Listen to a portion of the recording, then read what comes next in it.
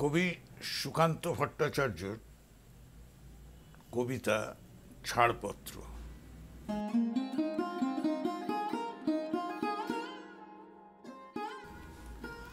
যে শিশু ভূমিষ্ঠ হলো আজ রাত্রে, তার মুখে খবর পেলুম সে পেয়েছে ছাড়পত্র এক নতুন বিশ্বের দ্বারে। তাই ব্যক্ত করে অধিকার জন্মমাত্র সুতীব্র চিৎকারে। খর্বদেহ নিঃসহায়, তবু তার মুষ্টিবদ্ধ হাত উত্তোলিত উদ্ভাসিত কি এক দুর্বোধ্য প্রতিজ্ঞায়। সে ভাষা বোঝে না কেউ, কেউ হাসে, কেউ করে মৃদু তিরস্কার। আমি কিন্তু মনে মনে বুঝেছি সে ভাষা। পেয়েছি নতুন চিঠি আসন্ন যুগের, পরিচয় পত্র পরিভূমিষ্ঠ শিশুর অস্পষ্ট কুয়াশা ভরা চোখে। এসেছে নতুন শিশু, তাকে ছেড়ে দিতে হবে স্থান। জীর্ণ পৃথিবীতে ব্যর্থ মৃত ধ্বংসস্তূপ পিঠে চলে যেতে হবে আমাদের।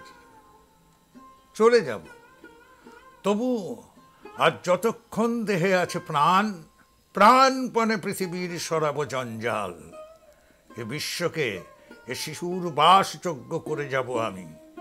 নবজাতকের কাছে এ আমার দৃঢ় অঙ্গীকার। অবশেষে সব কাজ সেরে আমার দেহের রক্তে নতুন শিশুকে করে যাব আশীর্বাদ। তারপর হব ইতিহাস। কবি সুকান্তের আরেকটি কবিতা, রবীন্দ্রনাথের প্রতি।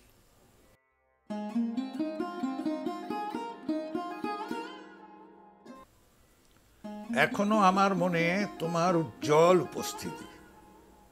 প্রত্যেক নিভৃত ক্ষণে মত্ততা ছড়ায় যথারীতি।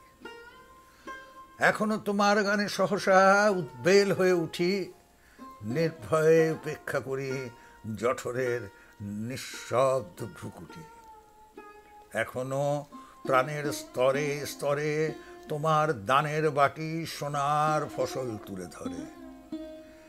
এখনো স্বগত ভাবাবেগে মনের গভীর অন্ধকারে তোমার সৃষ্টিটা থাকে জেগে। তবুও ক্ষুদিত দিন ক্রমশ সাম্রাজ্য গড়ে তোলে, গোপনে লাঞ্ছিত হই হানাদারি মৃত্যুর কবলে।